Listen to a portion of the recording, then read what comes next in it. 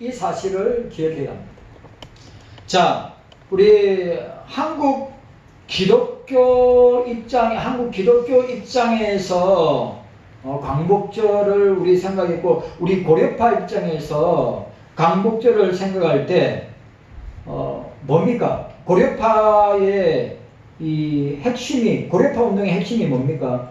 신앙의 순결의 회복과 교회의 영적인 개혁.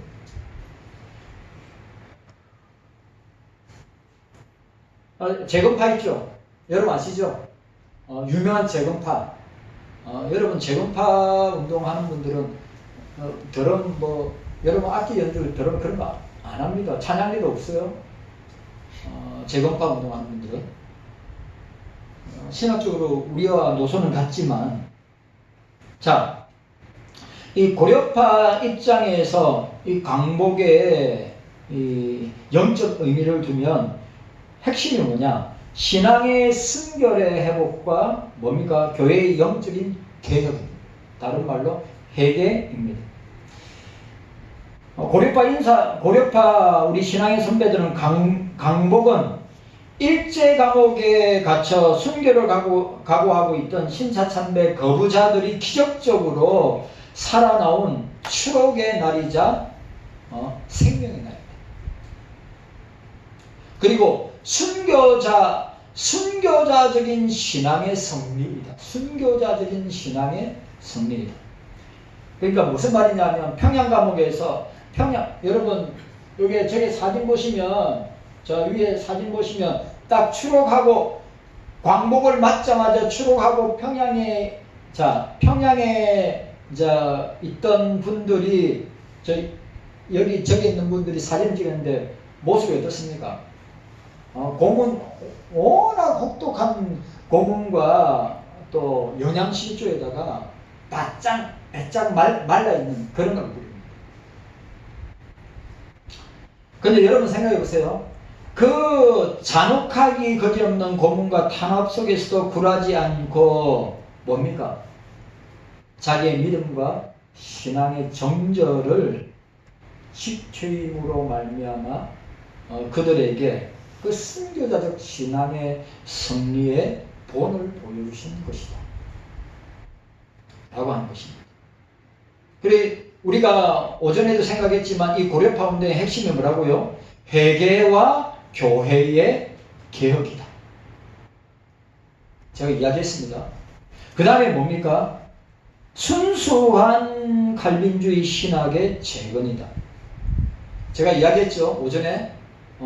신학교를, 그러니까 성경 믿는 신학교, 예수님 성경의 무엇성, 예수님의 동정녀 탄생, 예수님의 십자가의 대속, 예수님의 부활, 예수님의 이적과 표적과 기사의 실제성을 믿는, 예수님의 재림과 심판을 믿는 신학교를 하자. 왜?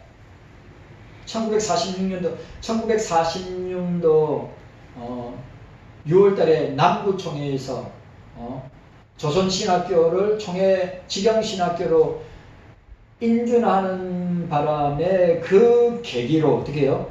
우리가 순수한 칼빈주의 신학을 재건하자. 일본에 의해서 일제 제국주의 군국주의 아래 비호를 받았던 조선신학교가 잘못되었다고 하는 것을 만천하에 알리고 어떻게 해요? 그 조선신학교의 잘못된 사상을 바로잡기 위해서 시작한 신학교가 1946년도 9월 20일 날 개학한 고려신학교다. 뭔 말인지 아시겠죠? 자, 우리가 해방되고 난 뒤에 한국교회의 주축 중심이 뭡니까? 한국교회의 주축과 중심이 뭡니까? 장로교란 말이에요. 장로교예요. 장로교. 제가 말씀드리지만 장로교는 그때 하나밖에 없었단 말이에요. 근데 하나밖에 없었던 장로교가 이 조선신학교 문제, 그 다음에 신사참배에 대한 공적인 해결을 하지 아니하는 그 문제, 그래서 그 문제가 해결되지 아니하니까 진리의 종들이 모여서 시작한 칼빈주의 운동이 성경주의 운동이 고려신학교 운동입니다. 자, 임시교장이 누구였냐면 박연선 목사님입니다. 그럼 우리 고려신학교 여러분 보세요. 우리 고려신학교 초대 교장은 누군지 아십니까? 그 유명한 만주신학교에 교수로 있었던 그 유명한 박형영 박사가 초대 교장입니다. 그건 세계적인 신학자입니다. 박형영 박사는 여러분 프린스턴, 그러니까 천당 믿고 예수님의 이적과 표적과 기사를 믿고 예수님의 부활을 믿는 프린스턴이 아이비리그 대학입니다. 프린스턴 신학교, 그때 프린스턴 신학교에 그 유명한 게알드 보스나 메이천이나 여러분 벤틴이나 그 기라슨 같은 우리 칼빈주의 진영에 진짜 기라슨 같은 교수들이 포진하고 있었던 신학교가 프린스턴. 우리는 자경화되고 난 뒤에, 자유주의화되고 난 뒤에 프린스턴이라고 해요. 그래, 박형영 박사는 프린스턴 출신이고, 자경화된, 자유주의화된 프린스턴 신학교를 졸업한 사람이 누구냐? 영락교회의 한경재 목사입니다. 그래, 프린스턴, 그 다음에 장애화된, 자유주의화된 프린스턴. 그래, 알지요? 여러분, 박형영 박사가 우리나라에 온다. 전 교계의 유수가 됐단 말이죠. 근데 박형영 박사가 당연히 조선신학교 교장으로 갈 걸로 알고 있었는데 박형영 박사가 어디로 간지 아십니까? 그 이름도 없고 학생도 숫자도 얼마 안 되는 부산에 있는 고려신학교의 초대 교장으로 갑니다. 그래서 한국 장로교회가 발칵 뒤집어진 거예요. 왜? 그때 장로교회는 하나였다니까요. 그리고 그 장로교회의 상징적인 신학자로서 상징적인 인물이 박형영 박사란 말이에요. 그런데 그 박형영 박사가 그때는 이름도 없는 박윤선 박사하고 한상노 목사가 또 주남선 목사가 연합하여서 만든 고려신학교 알지도 못하는 그 부산 총구석에 있는 고려신학교 교장으로 간다니까 한국교회가 뒤집어지고 난리가 나고 있습니다. 왜 그쪽으로 고려신학교 왜 가지? 왜 가기는요? 조선신학교가 자유주의 신학교고 자경화된 신학교고 하나님의 말씀, 성경 말씀을 이성적으로 믿는 믿음으로 믿는 것이 아니라 인간의 이성으로 믿는 그런 거 있단 말이죠. 여러분 우리가 기억해야 됩니다. 그래서 여러분 아시다시피 박형영 박사가 고려신학교 초대 교장으로 있다가 여러분 박형영 박사가 1948년도에 서울로 올라옵니다. 1948년도. 그러니까 고려신학교에 2년 있다가 2년도 아니죠. 제가 볼 때 한 1년 조금 있다가 1948년도에 박형영 박사가 서울로 와서 장로의 신학교를 세웁니다. 1948년도. 그게 지금의 사당동 신학교입니다. 총신대학교를 세우죠. 그때는 장로교 신학교였습니다. 그래, 박형영 박사하고 한상돈 목사님이 서울로, 박형영 박사가 한상돈 목사님 우리 서울로 올라갑시다. 여러분, 박형영 박사 이야기를 듣고 만약에 고려파가 서울로 갔으면 지금 우리 한국교회에서 제일 큰 교단은 아마 고려파 교단이 되었을 겁니다. 그래서 지금 우리나라의 제일 큰 교단이 어디입니까? 합동측입니다. 그 다음 두 번째가 통합측교회입니다. 아시죠? 다 고려파, 장로교 하나에서 고려파로 나오고 고려파에 또 합동에 나오고 합동에서 또 고려파하고 또 합쳤다가 또 쪼개지가지고 나눠졌죠. 그러다 또 통합측에서 여러분 아시다시피 WCC 문제, 또 여러 가지 신학적인 문제 때문에 통합이 합동해서 또 나와가지고 갈라지지 않습니다. 그 다음에 여러분, 고려파의 이 강복절의 영적인 의미가 뭐냐? 타협 없는 신앙의 정조를 지킨 사람들이다.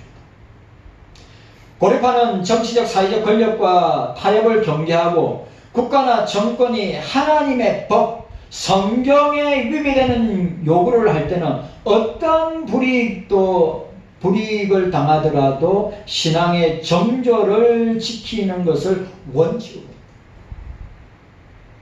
그러니까 여러분, 지금은 어때요? 지금 갈 때까지 다 간 거예요.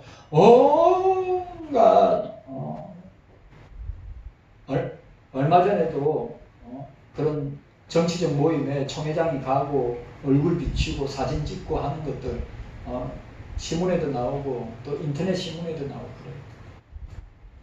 그리고 우리 이 강복을 맞이한 추록한 고려파 우리 신앙의 선조들은 뭡니까? 타협 없는 신앙의 정조를 지켰다 이 말이에요. 지금 어떻습니까? 지금은 다 타협. 그리고 우상숭배의 배격과 도덕적 성결, 도덕적으로 거룩하게 함을 위해서 예를 썼던 사람들. 사회적 정치적 혼란기에 우상숭배를 배격하고 성경적 윤리와 도덕성을 사회의 기초로 삼아야 한다고 강조한 사람들. 그 다음에 요 부분이 중요합니다. 거룩한 신부로서의 교회의 회복을 주장했어요. 고려파에서 강복을 단지 민족적 해방을 넘어 세속과 타협하여 훼손된 한국교회가 하나님 앞에 거룩하고 정결한 신부의 모습으로 다시 일어서는 영적인 대전환점으로 삼은 계기가 강복절로부터 시작합니다. 그리고 이 고려파 신앙의 선조들은 이런 고난을 통하여서 우리의 믿음을 단련하는 가정임을 말하고 있습니다. 무슨 말이냐? 이런 일제의 압제와 탄압을 통하여서 하나님 알곡과 가라지를 속아내고 참 신앙과 거짓 신앙을 어떻게 해요?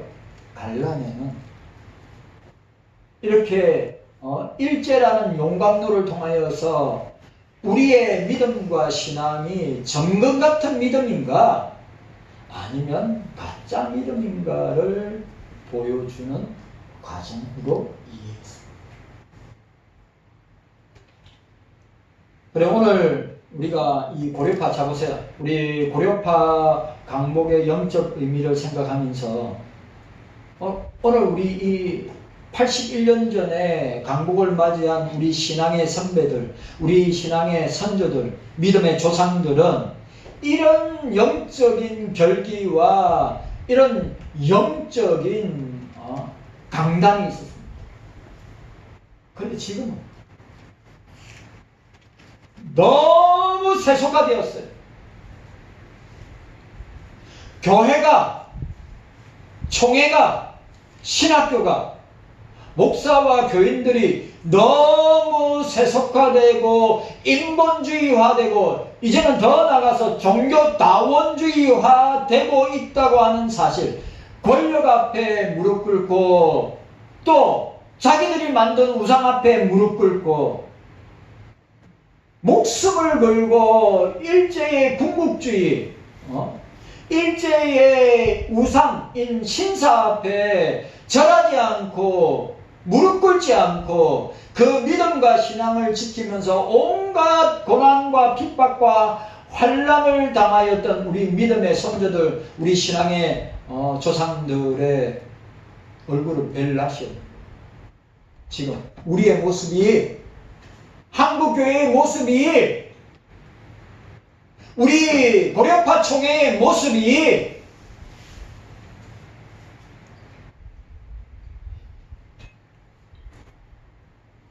우리는 기억해야 됩니다. 81주년을 맞이하는 이 강복절에 우리는 이 성경적인 시각을 가지고 민족을 구원하시는 하나님의 역사적 은혜에 대한 감사와 함께 교회가 참된 신앙의 순결, 또 세상을 향한 영적인 책임, 그리고 세상의 빛과 소금을 통하여서 세계 선교와 영혼 구원하는 시대적 사명, 그리고 끊임없는 회개, 통렬한 회개를 통하여서 날마다 교회와 성도들이 개혁되는 역사가 일어나야 될 줄로 믿습니다. 오늘 저와 여러분들이 그런 은혜가 있으시기를 바랍니다. 자, 오늘 우리가 오전에 고려파 강복에 대한 내용 다 살펴보지 못했기 때문에 오늘 오후에 때 잠깐 살펴봤고, 자, 오늘 우리 이 은혜의 방편으로서의 삼위일체 하나님 말씀, 지난주에 삼위일체 하나님의 말씀의 의미에 대해서 그 삼위일체 하나님은 삼위일체 하나님의 말씀은 어떤 의미를 가지고 있는 첫 번째 뭐래요? 인격의 말씀이다. 로고스의 말씀이다. 예수님은 로고스다. 예수님은 인격적으로 말씀하시는 분이시다. 오늘 두 번째. 기록된 말씀인 성경이다. 기록된, written word. 기록된 말씀이다. 자, 두 번째에 삼위일체 하나님의 말씀의 의미가 뭐냐? 하나님의 말씀의 형태는 성령으로 말미암아 영감된 말씀입니다. 따라합시다. 영감된 말씀. 영감된 말씀. 성경은 무어하다. 여러분, 성경은 무어합니다. 무류가 아니라 무어합니다. 완전 영감, 축자 영감. 성경 말씀에 단 하나의 단어에 오류가 없다. 이게 뭡니까? 완전 영감이란 말이에요. 영감된 말씀이라 이거예요.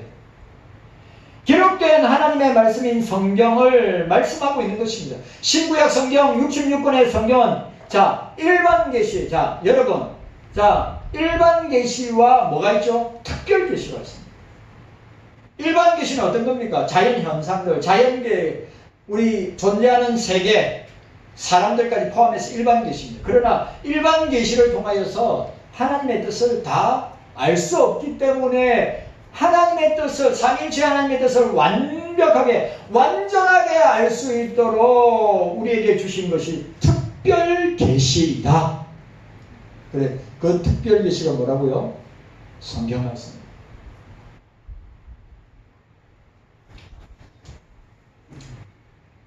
그러니까 특별 계시가 뭡니까? 기록된 하나님의 말씀입니다. 따라서 성경은 기독교의 모든 말씀의 선포와 가르침의 기초이다. 자, 선교의 기초, 전도의 기초, 교육의 기초, 설교의 기초이다. 또 중요한 것, 이론적이고 지식적인 것의 기초가 성경이고, 더 중요한 건 신앙과 삶의 우리의 생활의 유일무이한 법칙과 생활의 삶의 규범이다. 뭐가요? 성경이. 성경은 하나님께서 그 자신에 대한 참된 지식과 구원의 진리를 전달하기 위한 도구이다. 도구. 죄인된 인간에게 그 자신을 알려주시는 하나님께 주시는 은혜의 방편이다. 중요한 거죠. 성경을 기록하면서 하나님께서는 성령의 특별한 것, 이건 아주 중요한 겁니다.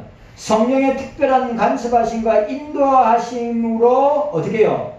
성경의 기자들, 성경의 저자들을 사용하십니다. 여러분, 우리는 자, 기억해야 됩니다. 성경의 저자들, 성경을 기록한 사람들을 그냥 로봇처럼 기계적으로 사용하신 게 아니라 그들의 생활과 말과 그들의 인격을 모두 동원하여서 어떻게 해요?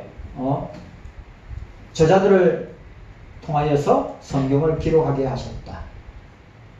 그걸 뭐라고 한다고요? 성경에 대한 성령의 영감성이에요. 자, 성경은 뭘로 기록되어 있습니까? 성령의 영감으로 된 말씀입니다. 성경은 누가 기록하셨다고요? 성경은 누가 기록했습니까? 성령으로 말미암아 기록된 것이다. 누구를 통해서? 인간 저자들을 통해서. 그러니까 하나님의 모든 뜻을 어디에 다 기록했어요? 성경이 다 기록했어요. 만약에 지금 직통계시 이야기한다. 지금도 하나님의 음성을 듣는다. 지금도 하나님이 꿈과 환상과 이상으로 나에게 말씀하신다. 전 절대 안 믿습니다. 안 믿는 목사입니다. 왜? 성경에 하나님의 뜻, 계획, 하나님의 모든 마음과 생각들이 성경에 다 기록되어 있습니다. 여러분, 경성교회 성도 여러분, 기억하셔야 됩니다. 신사도 운동하는 교회들 많아요. 신사도 운동하는 교회의 특징이 뭡니까? 직통계시를 받는다 이 말이요. 내가 신사도, 구사도가 아니라 예수님 제자가 아니라 신사도. 그 신사도는 직통계시. 주님이 지금도 나에게 계시하신다. 새빨간 거짓말입니다. 환상을 보고 이상을 보고 꿈을 꾼다? 있을 수 없습니다. 왜요? 왜 그렇습니까? 왜? 성령께서 66권 성경 안에 하나님의 뜻을 다 기록하셨기 때문에 우리가 직통계시 받을 필요도 없고 앞날에 일어날 미래에 일어날 환상이나 이상이나 꿈을 꿀 필요도 없고 왜? 성경에 다 기록되어 있기 때문입니다.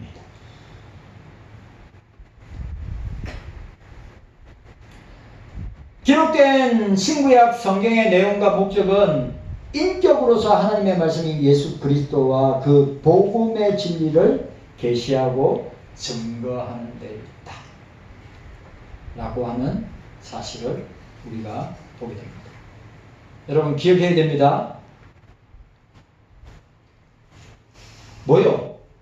성령으로 말미암아 기록된 것이 성경 말씀입니다. 인간 저자들을 통하여서 감동시켜서 그 사람의 모든 배경들을 다 사용하시고 이용하셔서 기록하는 것이 성경 말씀입니다. 감동으로, 성령의 감동으로 기록된 것이다. 베드로후서 1장 20절 21절 성경의 모든 예언은 사사로이 불것이 아니니 예언은 언제든지 사람의 뜻으로 난 것이 아니요 오직 성령의 감동하심을 받은 사람들이 하나님께 받아 말한 것이니라. 인간의 산물이 아니요. 성경은 인간의 산물이 아니요. 인간들 자기 마음대로 해석하는 게 아니에요. 여러분 제가 또 이야기합니다. 지금 그런 교회 진짜 많아요. 여기에 있는 분들 장래 어떻게 될 것이다, 미래가 어떻게 될 것이다, 가정이 어떻게 될 것이다, 자식이 어떻게 될 것이다, 예언한다고 하고 또 미래를 알려줄 거라고 하는 박수무당 같은 신사도 운동하는 목사들이 많단 말이죠. 핵심이 뭡니까? 돈 내놔라는 게 돈 내놔라는 거예요. 참말입니다. 그래 신사도 운동하는 목사들 중에 미국의 신사도 운동하는 목사들 중에 부자들 많습니다. 진짜예요. 어마어마하게 부를 누리는 사는 신사도 운동하는 목사들 많습니다. 우리나라도 마찬가지입니다.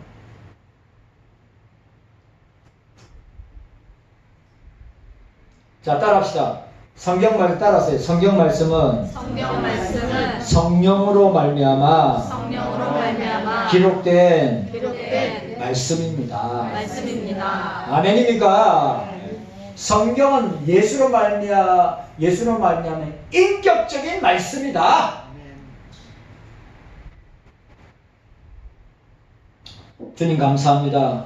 깨닫는 은혜가 우리 모두에게 있게 하여 주시옵소서.